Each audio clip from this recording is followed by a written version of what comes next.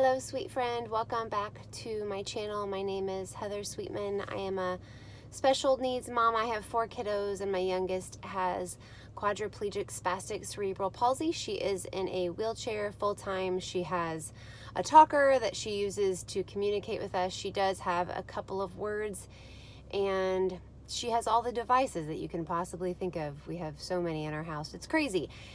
I am here on YouTube to make videos that I wish I could have found when I was beginning my special needs journey as a parent, trying to emotionally process what had just happened to our lives, trying to process both the excitement of a new baby, but also the grief of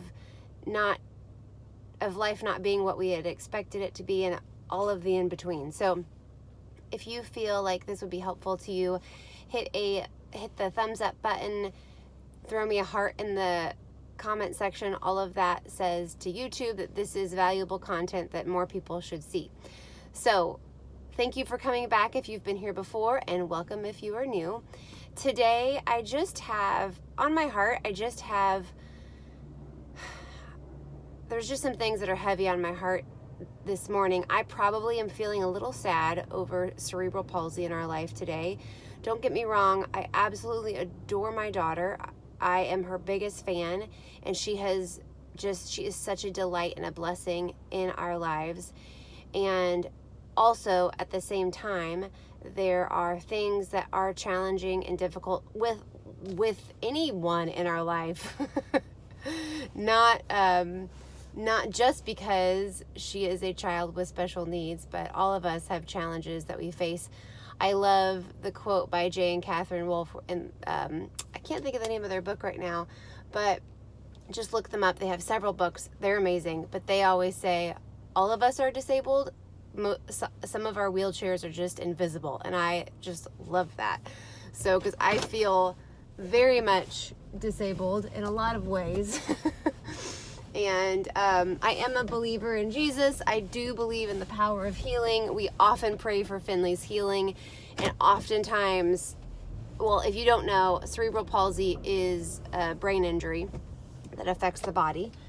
And I often will pray for Finley's brain to be healed, but then also my brain to be healed. So anyway, if you haven't ever been here before, my videos are unedited, so you're getting it all. This is the real deal. There's nothing fancy here. I'm just making videos while I drive in my car. I just dropped my daughter off at therapy. I have a couple of hours. I've got to get I'm actually headed home because I'm meeting my mom halfway. My mom lives in St. Louis. I live in Chicago, and I'm meeting my mom halfway, and she's taking our kiddos her and my dad are taking our kiddos for the weekend. So anyway, let me get back on track here. I just have some things that are heavy on my heart, and maybe if you aren't a special needs parent, but maybe you have a friend who is a special needs parent, this is helpful for you too, just to bring more understanding to what your friend is facing. But I think that, like any parent, comparison is a real struggle. So one of the things that is really challenging is within your child's diagnosis, you will see a variety of the ways that can present itself. Also, you will see a variety of the ways that a child may or may not progress. And so in our case, Finley has had all of the therapy that she could possibly want. We have been very proactive as her parents in doing her at-home treatments.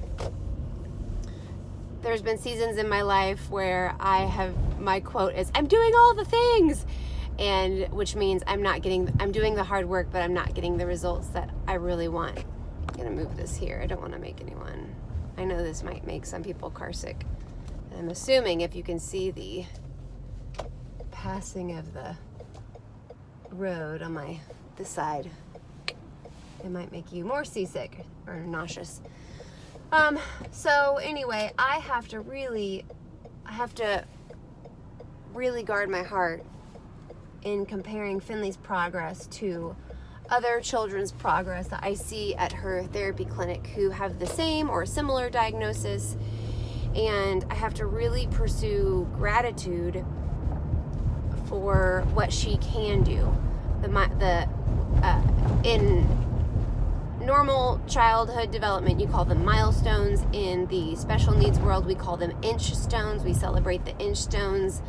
So Finley did not, she drank out of a bottle until she was 5 years old, which, as a mom who had 3 children prior to Finley, you know that is way too late and way too long and horrible for their teeth. And, and so the day she was able to drink out of a straw was an incredible day.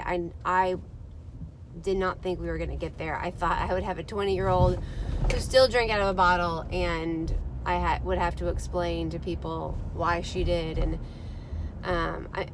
I tried every single type of sippy cup that you can possibly imagine, and nothing worked. And finally, I don't know what clicked, but something clicked, and I am so grateful for it. So comparison is a huge, huge challenge for parents with children with special needs, I believe. And just thinking, okay, if maybe you have a child who is progressing well, and that is wonderful, and we want to celebrate that. If you are a parent like me who has had a child who has not progressed the way that they should, or the way that they are expected to, based on, our physical therapist has been a physical therapist for decades, and she really specializes in kids with cerebral palsy. And she has said to me many times, I just don't understand why Finley doesn't respond the way other children have responded to these various treatments. And she knows not everyone responds the same, but, they've said to me, it's like Finley's caught on a hamster wheel, or like one of the therapists said to me, do you feel like you're on a hamster wheel sometimes? Like, yes, that's exactly how I feel. Like going with little to no progress whatsoever. And so I've really had to work at being grateful for the things that Finley can do. Now, she is hilarious. She is a bright light. I don't want to paint her in this, picture of like it's all hard. But I think any parent wants to see their child progress. And so if that is you, if you can relate to what I'm saying as a parent, I just want to say, I know how hard it is. I know how hard it is to put in the hours and hours and years and decades of therapy and see hardly any results, or what it feels like hardly any results. And I know what it is to see other kids with the same or a similar diagnosis walking and talking, and I know what it is to feel like, what is wrong with me? Like, what am I not doing for my child so that they can be more successful, so they can have more of those inch stones, so they can be, Finley will probably, unless God does a miracle and heals her, she very rarely likely will live independently, and she's got a fiercely independent spirit. And to see and know that your child is desiring and wanting to participate and to do, and they have dreams and thoughts that they are trying to articulate, and their mouth won't cooperate, their body won't cooperate. I know the pain that is. And so if that is you, I just want you to know that I get it. And I'm not in your shoes exactly. I don't know what it's like to be you, but I understand that pain. And I understand that sadness and the heartache for your child. So, and I think if you are I think this is helpful info if you are a family or a friend who is on kind of watching someone who is a parent with special needs. Like this is normal parent comparison times probably 1,000. Because it's not just like, oh, I want my kid to be able to do what other kids are doing. It's like you can see how your child is trapped inside of their body. And think about when you have been sick, or I think being sick, or if you've ever been hospitalized, how trapped you feel, how confined you feel. And that's just, I mean, maybe you've had the flu, maybe you've had the stomach virus. How long does that last? At the most 2 weeks, at the most, if it's a really horrendous flu, you know. But I think sickness, if you are a person without special needs, sickness makes us feel trapped. And that is how people with special needs, children with special needs, there is like this feeling, or at least what so I'm a part of a few Facebook group communities. I'm not super active in them, but it has been confirmed. Obviously, I don't have cerebral palsy. I don't want to put words in Finley's mouth, but what I can observe and what I've been told by other people with special needs, it is like you are trapped within your own body. And so I think this does not solve it overnight. This does not necessarily make the pain go away. But one of the tools that has helped me is just to cultivate an attitude of I didn't know that was going to rhyme. Cultivate an attitude of gratitude. Practice gratitude. And find whether it's things that you're grateful for in your own being, in your own life, the things that God has given you, whether it's those inch stones that your child can do, whether it's how you enjoy them, whether it's today is a sunny day in Chicago in November. I am very grateful for the sunshine. I plan on going for a walk later on if I can swing it. But finding those small things that you can be grateful for can be a very big attitude shifter, as well as giving thanks for the children that you see that are making progress, like the progress you want for your own child, and you see other children making that progress, making yourself celebrate that rather than what we want to do and what is completely understandable to do, and is to like throw a pity party for ourselves.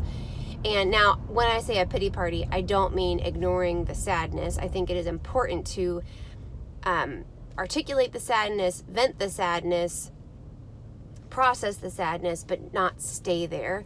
And I know the seasons of my life when I have stayed, this is a tricky because you cannot help when grief comes, right? You can't help it, and it is important to process it. It is unhealthy, and I know because this is what I did for most of my life. It is unhealthy to stuff grief, to ignore grief, to pretend like it's not there, to shove it in a box and, ignore it. It will come back and back and back until you pay attention to it. And the longer it waits, the uglier it gets. But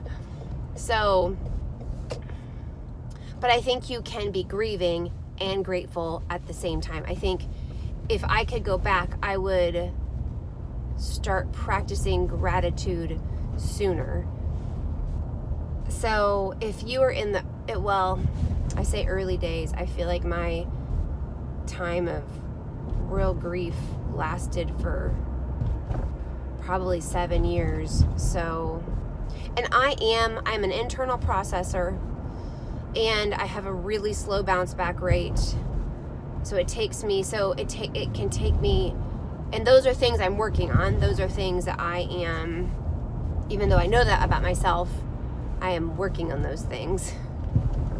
It's helpful to be able to externally process, as long as you can say, I'm externally processing. What I am saying doesn't necessarily mean that it is true or accurate. I'm just trying to work through my thoughts.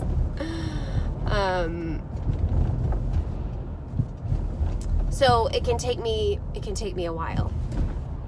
But my husband will tell you I have gotten better. I am getting better. He would joke with me, like, when we first got married, he would be able to tell something was off with me and be like, what's going on? Like, I'm fine. And then 4 days later, I'd be like, hey, remember when you asked me about that thing, this is what was going on. And now I can pretty much recognize it either in the moment or, give me an hour and I'll be like, okay, I think this is what's going on. So, yeah, I think just that ongoing comparison, ongoing grief is real. It's real. And even though I'm in such a better place, grief-wise, like there are a lot of days when I don't feel it at all, and I just feel so grateful for Finley and for cerebral palsy and everything that it's taught us and brought us, and how it's drawn us closer to Jesus, and how it's made us face things in our past that we wouldn't have probably faced otherwise. And yeah, it's tough. It's tough, you guys. I hope you feel seen and heard today. I was going to talk about a couple other things, but this video is already 15 minutes long, so I'm going to leave you at that. Got a little washed out look here. But I love you guys. I hope you're doing well today. I can't think of anything else to say, so I'm going to stop there. All right. I'll talk to you next time. Bye-bye.